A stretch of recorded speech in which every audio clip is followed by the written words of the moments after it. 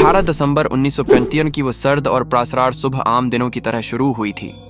सूरज की हल्की किरणें अभी उफक पर नमूदार हो रही थीं और किसान मामूल के मुताबिक हल व बेलचा उठाए खेतों की तरफ रवाना थे। हवा में ठंडक थी और परिंदों की चहचहाहट माहौल को सुकून दे रही थी। लेकिन अचानक एक गैर मामूली मंजर ने इस सुकून को चकनाचौर कर दिया। खेतों के बीच एक अजीब सी चमक दिखाई दी, जैसे धात का कोई टुकड़ा पड़ा हो। किसानों ने तजस्सुस में कदम बढ़ाए और जब करीब जाकर देखा तो उनके कदम जमीन से जैसे जम गए। सामने एक जदीद राइफल पड़ी थी जिसका नक्शा उन्होंने जिंदगी में पहले कभी न देखा था। उनकी आंखों में खौफ और हैरत की झलक थी। कुछ ने फौरन पीछे हटने की कोशिश की तो कुछ के अंदर तजस्सुस बढ़ गया कि आखिर ये यहाँ आई कहाँ से। मगर ये हैरानी अभी शुरू ही हुई थी कि करीब ही मजीद राइफलें बिखरी नजर आएं और जब गिनती हुई तो तादाद 35 से भी ऊपर जा पहुंची। गांव में एक कहराम सा मच गया। औरतें बच्चों को सीने से लगाए दरख्तों और झोंपड़ियों के पीछे से झांकने लगे। बच्चे हैरत और डर के मारे शोर मचाते दौड़ने लगे, जबकि मर्द एक दूसरे को घबराहट के साथ देख रहे थे कि शायद कोई जंग शुरू होने वाली है या दुश्मन ने धावा बोल दिया है। खबर देखते ही देखते फैल गई और पुलिस को इत्तला दे दी गई। जब पुलिस पहुंची तो अफसरान ने असलहा देखते ही मामले की संगीनी को भानप लिया।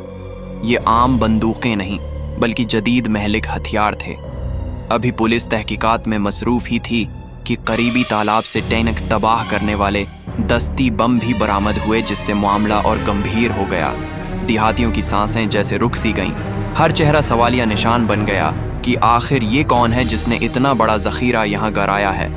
फिर मजीद छानबीन में 3 बड़े जैतूनी सब्ज रंग के बक्से मिले, जिनके साथ फटे हुए पैराशूट बंधे हुए थे। बक्सों की हालत से साफ जाहिर था कि इन्हें फजा से गराया गया है।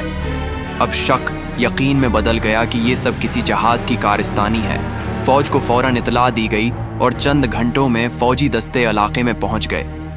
गांव को खाली करवा लिया गया, इतराफ को सेल कर दिया गया और फजा में खौफ का साया मजीद गहरा हो गया।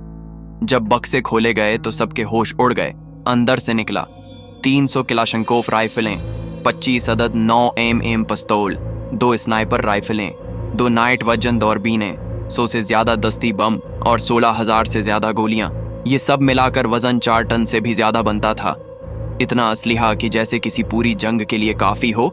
मीडिया में हंगामा मच गया और हर अखबार की सरखी यही थी, 4 टन असलिहा पुरुलिया में आसमान से क्यों गिरा। लोग एक दूसरे से सवाल करते मगर किसी के पास जवाब न था। तफ्तीश के दौरान एक नया रख सामने आया।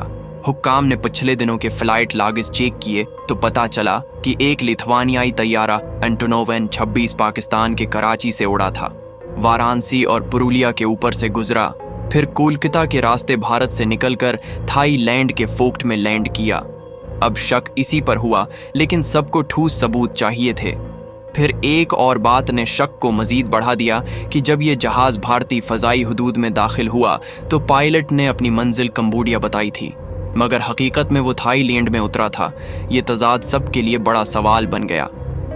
चंद दिन बाद 2 दिसंबर 1975 को यही तैयारा दोबारा भारत की फजाई हुदूद में दाखिल हुआ और इस बार अपनी मंजिल लिटविया बताई, मगर रास्ते में उसे कराची में रिफ्यूलिंग के लिए रुकना था। भारतीय फजाइया पूरी तरह अर्रट थी और 2 MiG-21 जंगी तैयारे फौरन फजा में बुलंद हो गए। उन्होंने उस जहाज को घेर कर मुंबई एयरपोर्ट पर लैंड करने पर मजबूर कर दिया। सबको लगा अब राज खुलने वाला है, मगर हैरत अंगेज तौर पर जहाज उतरने के बाद पूरे 45 मिनट तक न फौज पहुंची न सिक्योरिटी फोर्स। जहाज में 8 अफराद सवार थे। डेनमार्क का शहरी किम डीवी, जो मुख्तलिफ ममालिक में प्रोजेक्ट्स कर चुका था और पुरुलिया में भी रहा था, बरतानवी साबिक फौजी और असलहा डीलर पीटर ब्लीच, भारतीय नजात संगापुरी दीपक मणिकांत जो आनंद मार्ग का पैरोकार था, और 5 लिथुआनियाई अमले के अरकान। लेकिन सबसे बड़ा धचका इस वक्त लगा जब उन्हीं 45 मिनटों के दौरान किम डीवी जहाज से उतरा, कुछ अहम कागजात समेटे और प्रासरार तौर पर गायब हो गया। कहा जाता है कि एक सियाह रंग की गाड़ी उसका इंतजार कर रही थी। बाकी 7 अफराद को फौरन गिरफ्तार कर लिया गया और जहाज से आनंद मार्ग तंजीम के हेडक्वार्टर की तस्वीर और कुछ जले हुए कागजात बरामद हुए। लेकिन असल सवाल जूं का तूं बाकी रहा कि किम डीवी कहाँ गया, किसने उसे भगाया और इन 4 टन महल्लक हथियारों का असल राज किया है। जब किम डीवी मुंबई एयरपोर्ट से गायब हुआ तो पूरे मुल्क में हलचल मच गई। अखबारात ने शहसरखियां लगाएं कि एयरपोर्ट के ऐन बीचों बीच एक गैर मुल्की असलहा स्मगलर कैसे गायब हो गया। अवाम में गुस्सा और तजस्सुस बढ़ने लगा, मगर हुकूमत खामोश रही। दूसरी तरफ गिरफ्तार 7 अफराद को सख्त तफ्तीश के लिए कलकत्ता ले जाया गया। सबसे पहले पीटर बलीच से पूछगुछ हुई। वो बरतानवी फौज का साबिक अफसर था और खफिया ऑपरेशंस में हिस्सा ले चुका था। उसने एतराफ़ किया कि हथियार एक ख़ास तंजीम के लिए गिराए गए थे, लेकिन किसके हुक्म पर और किस मकसद के लिए, ये राज उसने छिपा लिया। दीपक मणिकांत की गिरफ्तारी ने शक को और बढ़ा दिया, क्योंकि वो आनंद मार्ग तंजीम से जुड़ा हुआ था। ये तंजीम भारत में कई बार मुतनाज़ा सरगर्मियों में मुलव्वस पाई गई थी। पुलिस को यकीन होने लगा कि शायद ये हथियार आनंद मार्ग के हेडक्वार्टर्स के लिए गिराए गए थे, ताकि किसी बड़े हथियार बंद बगावत की तैयारी की जा सके। लेकिन सवाल ये था कि अगर ऐसा था तो फिर किम डीवी क्यों फिरार कराया गया और किसने उसे तहफ़्फ़ुज़ दिया। गिरफ्तार लिथुआनियाई पायलट्स ने इतराफ़ किया कि वो सिर्फ हुक्म पर अमल कर रहे थे। उन्हें मालूम नहीं था कि कार्गो में क्या है। बस इतना पता था कि हर चीज़ किम डीवी के हुक्म पर हो रही है। आहिस्ता आहिस्ता तस्वीर साफ होने लगी कि ये कोई आम ऑपरेशन नहीं, बल्कि एक बीन अलाक़वामी असलहा माफिया की कार्रवाई थी, जिसमें कई मुल्कों के लोग शामिल थे। तफ्तीश में ये भी मालूम हुआ कि जहाज़ के कागजात में कई जालसाजियाँ थीं, मंजिलें बदल दी गई थीं और फ्लाइट प्लान झूठे तरीके से बनाए गए थे। उसके बावजूद भारतीय एजेंसियां बुरुख्त कार्रवाई न कर सकें, जिस पर अपोजिशन ने हुकूमत को आड़े हाथों लिया और कहा कि ये सब अंदरूनी मिली भगत के बगैर मुमकिन ही नहीं था, क्योंकि अगर फौज और एयरपोर्ट की सिक्योरिटी फौरी पहुंच जाती तो किम डीवी कभी न बच पाता। उसके बजाय वो 45 मिनट में ऐसे गायब हुआ जैसे ज़मीन फट गई हो या कोई जादुई हाथ उसे ले उड़ा हो। कुछ लोगों ने इल्ज़ाम लगाया कि भारतीय खफिया एजेंसियों ने जानबूझकर उसे भगाया, क्योंकि वो किसी बड़े आलमी खेल का मेहरा था। कुछ ने कहा कि मगरबी ममालिक की खफिया एजेंसियों ने उसकी हिफाजत की, क्योंकि वो उनके लिए कई सालों तक मुख्तलिफ ममालिक में इसलिहे के सौदे करता रहा था। जबकि कुछ का ख्याल था कि किम डीवी ने भारत में किसी ताकतूर सियासी या खफिया नेटवर्क को पहले ही खरीद लिया था और इसीलिए वो इतनी आसानी से फरार हो गया।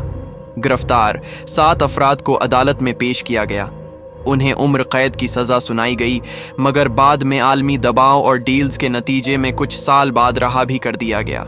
लेकिन किम डीवी का नाम भारत के हर अखबार में छपता रहा। कोई उसे ग्लोबल आर्म्स डीलर कहता, कोई भारतीय सिस्टम की नाकामी का जिंदा सबूत। कई बरस गुजरने के बावजूद इस केस की तह तक कोई न पहुंच सका। असल राज यही रहा कि वो 4 टन महलक हथियार भारत के अंदर क्यों गिराए गए, किसके लिए गिराए गए और किसने उस बीन इलाक़वामी साजिश को मुमकिन बनाया। कुछ रिपोर्ट्स ने इशारा दिया कि शायद मकसद भारत को अंदर से गैर मुस्तहकम करना था। कुछ ने कहा कि ये किसी फ़र्क़ा वाराना या अली हदगी पसंद गरवा के लिए था, मगर आज तक कोई हतमी जवाब नहीं मिला।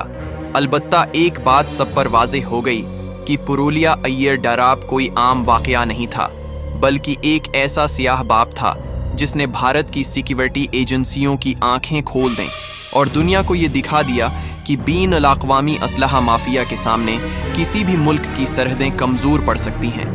किम डीवी का भाग जाना एक मामा रहा, और ये मामा आज भी भारत के सबसे बड़े गैर हल शिधा राजों में शुमार किया जाता है। एक ऐसा राज जो हर बार यही सवाल दोहराता है, आखिर किसने 4 टन मौत आसमान से पुरुलिया के खीतों में बरसाई और क्यों? अगर ये वीडियो आपको पसंद आई और आपने उससे कुछ नया सीखा तो अभी हमारे चैनल द डस्टेन को सब्सक्राइब करें। ये बिल्कुल फ्री है, लेकिन आपका एक सब्सक्राइब हमें मज़ीद ऐसी ही दिलचस्प और सनसनीखेज़ कहानियाँ लाने का हौसला देता है।